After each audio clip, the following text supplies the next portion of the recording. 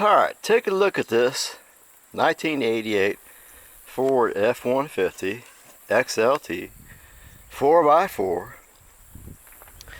that I got for practically free. But here's what I want you to see. I've been working on it, stripping it down, and I've got to get some primer on it today because I'm outside, of course. I don't have my garage yet, and it's going to thunderstorm this afternoon. But here's what I want you to see. The interior is in nice shape.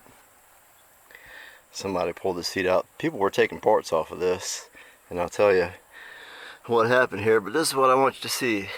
Can you believe that? I don't know if I do or not. I tend to think it's got more mileage on that, but man, this thing is in nice shape. I know it sat for more than 10 years. The owner or co-owner passed away. They got hit in the front.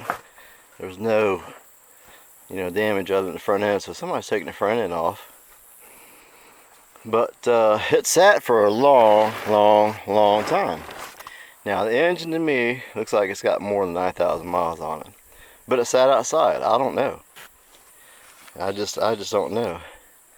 It is a 351 Windsor. This clip did not come with it. I bought this clip separately. But it does have the original paint on it. It's coming off pretty easy. This is why I gotta get some primer on it today. But I was gonna buy it for parts, then I was looking at it, and the guy offered me a really decent price for it, and I didn't really know the entire story about the truck until I contacted one of the family members, and she told me a little bit about it. So there it is. I am stripping it down, and I'm going to repaint it fairly close to factory colors. You see some of these stripes on the back end of it, but I'm going to do a blue over brown and gold. The frame's in good shape. Just a little surface rust. I've been working on that, trying to rust proof that. It has very little rust. A few little spots here. If they didn't sand out, I'll just use some spot putty. But here it had these are actually stick-on stripes he put on it. Were the little white and little gold.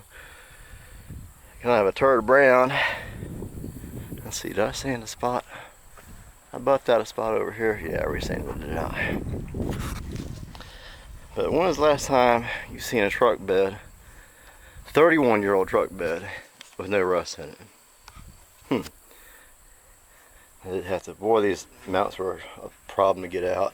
I'm going to put some coating on the inside. I don't know what I'll use yet, but we'll figure it out. But anyway, I'm going to get some primer on it today. I'm going to stop what I'm doing now. I'm probably not going to get too much more. I'm running out of 80 grit, the hook and loop sandpaper. So I'm going to stop here soon and get some primer on it before it rains. But we will try to do an update. I'll do an update here.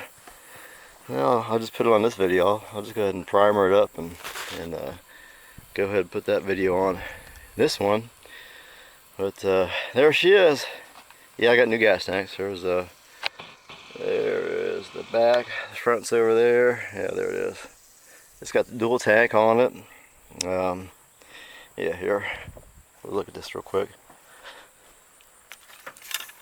I think I might need a new pump. Yeah, I did try to start it with a, I took the tanks off, of course, to try to use a, electric pump just off the shelf, Holly, from Advanced Auto Parts. But it didn't have the pressure, I don't believe, because these things have a low pressure pump in each in each tank, the forward tank and the rear tank, and it's got a high pressure pump. They're mounted under the door. So that's all stripped out. I've been working on that and cleaning those up, including the fuel valve transfer switch in there. So, well, anyway, all right.